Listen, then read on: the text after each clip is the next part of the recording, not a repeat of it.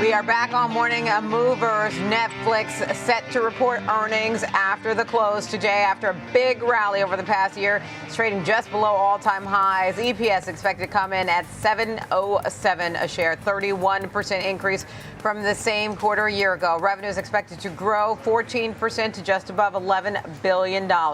Investors will tune in to hear the latest about Netflix's ad-supported tier and its partnership with third-party platforms. Time now for Options Corner. Joining us to take a deeper look at Netflix is Rick Ducat, a lead market technician. So in terms of the trends on this chart, will Netflix still be the star of the show, Rick?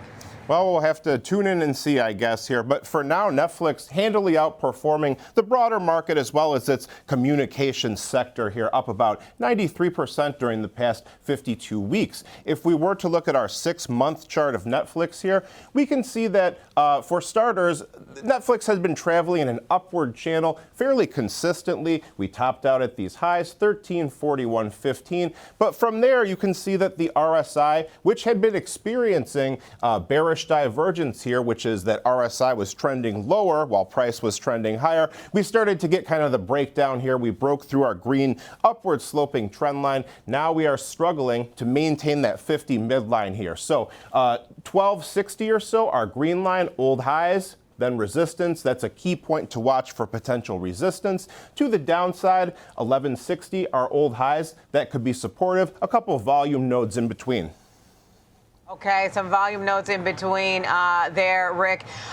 Okay, Rick, really quickly, any kind of options activity in the stock yesterday that you noticed? Sure, about 69,000 options contracts traded here. In terms of the July open interest, we can see our expected move here, about 1219 to 1275. Range would be about 1200 to 1500, 1300 highest activity. On the put side, the range would be 900 to 1300, highest activity at 1200.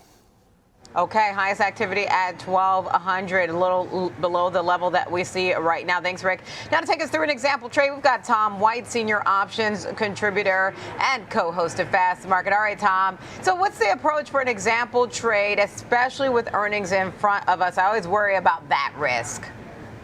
Yeah, implied volatility levels pretty elevated right now, Diane, but at the same time, less than what we typically expect. The option market priced in at about a plus or minus just over $70 move either way in the shares. That's roughly about 5.5–6% move expected. But typically, over the last couple of years, we've seen an average move of about 9.3%. So it's a little bit less than that. As the stock's gone higher, implied volatility levels have come down, even though we do have the event risk with earnings, with the stock near all-time highs. So I looked at a strategy that takes advantage of upside exposure, but then also gives myself a little bit of downside exposure and a cushion in case the stock does kind of pull back here. Forward PE ratio near 50 at this point, so elevated on a valuation basis going into this report. So we looked out in the July 18th monthly cycle, so really short-term positioning, just one day till expiration. We're going to buy an unbalanced or broken wing put butterfly to the downside, but it allows us to collect a credit. So we're going to buy one of the 1200 strike put out of the money to the downside. Stock's going to open up around 1256 or so. So you buy one of the 1200 puts, you sell two of the 1190 puts, and then you wrap it all up and buy one of the 1150 strike puts. You're going to collect a credit of around $5. So what does that mean? That means above that 1200 level is going to be profitability. You just get to keep that $5 that you collected, or $500 per spread. Now, where's my break even on this one? Well, it's all the way down at 1175. That's about 6.5–7% below the current share price, where the stock's going to open up here about $1,256. So you do have that nice cushion. It's outside of that one standard deviation that the option market's pricing in at this point.